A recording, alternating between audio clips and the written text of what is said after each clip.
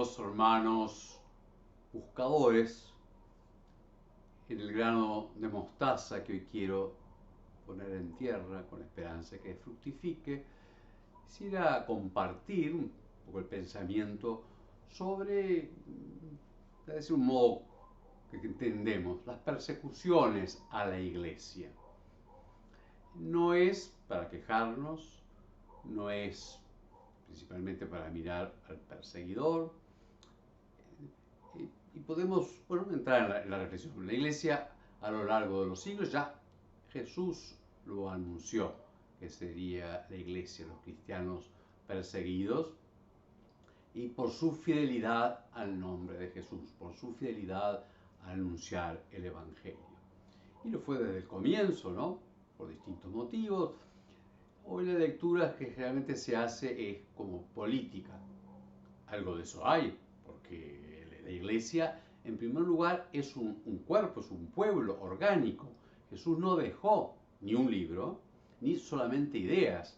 Deja la iglesia. Para eso eligió a los apóstoles y los envió y los constituyó como ese gozne, para que es un pueblo orgánico que tiene a su cabeza aquellos que Cristo ha elegido y que sigue en la sucesión de los obispos y la comunión de los obispos con el Papa. Es un pueblo público, la iglesia, que hace presente a Cristo como su cabeza, el Redentor y la verdad.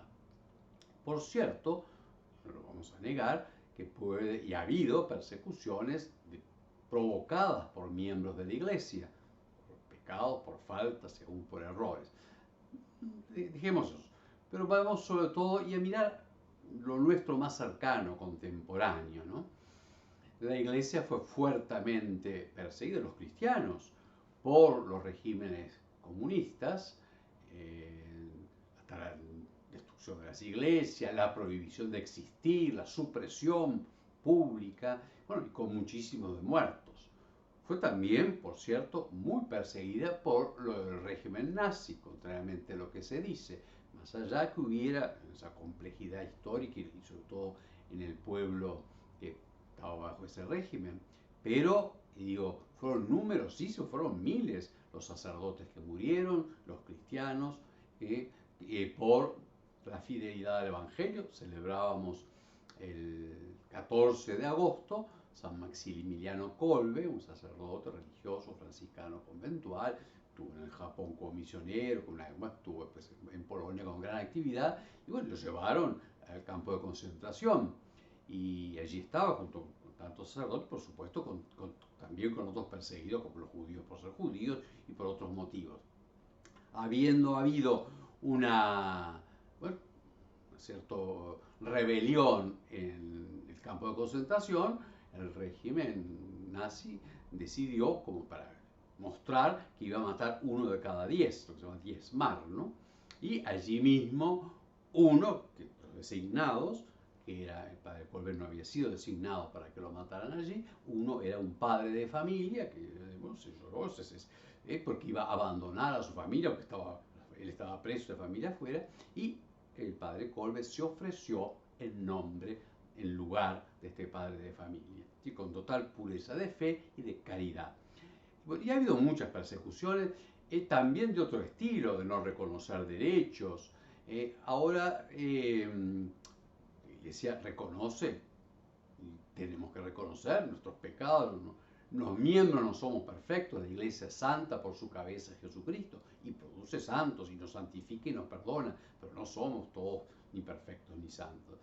Y ha habido muchas campañas también maliciosas, no solamente por lo que nosotros hayamos hecho, sino maliciosas.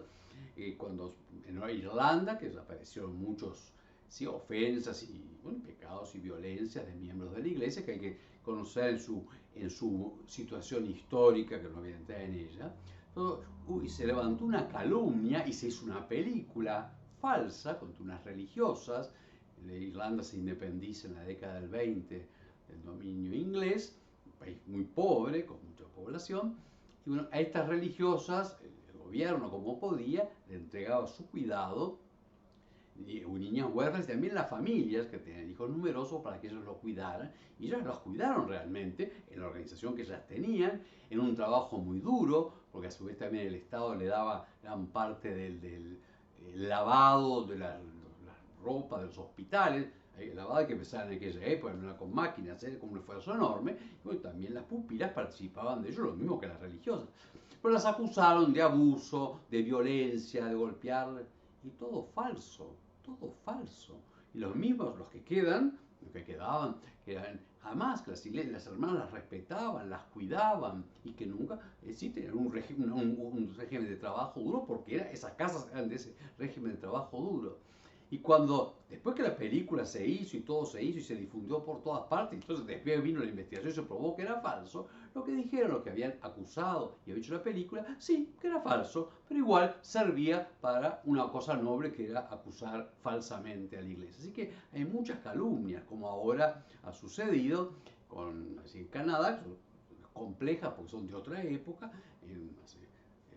a principios del siglo pasado, el gobierno, el gobierno público, quiso integrar a los indios a la sociedad de tipo inglés, con cierto abuso y también porque a la larga, de algún modo, sin dejar de su identidad, es bueno para ellos, que tienen que entrar en un mundo de otro desarrollo. Pero en fin, y dio a distintas instituciones, y algunas eran religiosas, católicas, que tomaban a estos chicos. Y salió la acusación de que los dejaban morir y que al lado de una tierra medio removida, al lado de una de esas casas, había más de 200 tumbas escondidas de niños que mataban. ¿Se puede creer? Eso salió por todas partes. Que nunca desenterraron a nadie. Era una suposición porque haciendo un cateo se veía que había tierra removida. Nunca.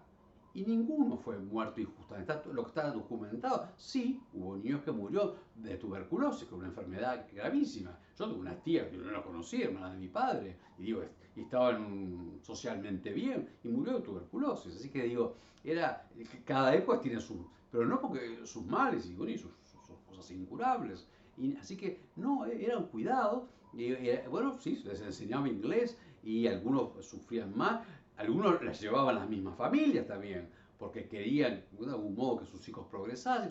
Fueron unos complejos, pero no hay esa maldad y esas acusaciones falsas de haber impuesto y de haber maltratado. No, no sé, que de repente lo investiguen, no probaron ninguna, pero sí se hace toda la propaganda. Por lo tanto, hay también una maldad y un engaño, porque la iglesia, con todos sus límites, anuncia que hay verdades que son verdades que no dependen de la voluntad de los hombres.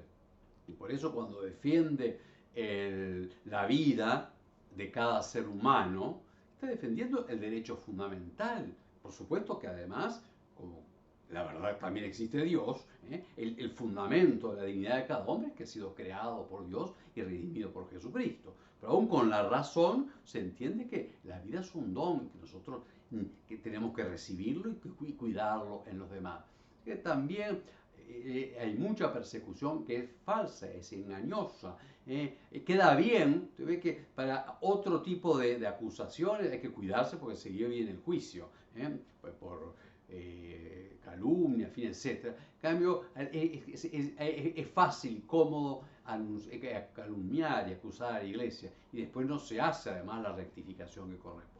Por cierto que también nosotros, como los cristianos, católicos, nos identificamos con cierta persecución que ya digo que Jesús la anunció y que forma parte de la unión de la iglesia con la pasión de Cristo y que el Señor también saca del mal bien y que también, como decían ya los antiguos, siglo III, ¿no? Los mártires que morían por la fe son semilla de cristianos. O sea que no justificamos con eso al que perseguidor, sino que también vemos en el misterio del plan de Dios que la pasión de Cristo también se participa en la iglesia. Oremos, ahora nomás, en la iglesia de Nicaragua es grandemente perseguida, han echado a las hermanas de Calcuta, hay obispos que no nos dejan salir de su casa, una serie de persecuciones de un régimen no democrático y violento, también hay limitaciones, por cierto, en Cuba, y Vayamos a otros continentes. En China es tremendo. Hay obispos que prácticamente han pasado la vida presos porque no aceptan digamos, el dogma político de que el Estado está por encima de todo y que toda religión tiene que ser una oficina del Estado y no, según el caso nuestro, la verdad de Jesucristo. En muchas partes son perseguidos en el Medio Oriente, en países islámicos como Pakistán y la India. En la India, entre otras cosas, porque hay sistema de castas, o sea que son más que clases, hay grupos que se supone que por nacimiento son inferiores y entonces son recibidos entre los cristianos y entonces molesta esa estructura social y les destruyen las iglesias, etc. Oremos por nuestros hermanos que padecen, aprendamos su testimonio, veamos que la iglesia siempre a lo largo de la historia camina entre las persecuciones del mundo y los consuelos de Dios. Y tengamos también una lectura inteligente de lo que acontece y también de las noticias que se dan. Y que en todo seamos fieles, busquemos la verdad, reconozcamos los errores, defendamos a cada hombre y también defendamos el derecho de Dios y defendamos el testimonio de Jesucristo. Que este grano de mostaza caiga en la tierra y de fruto abundante.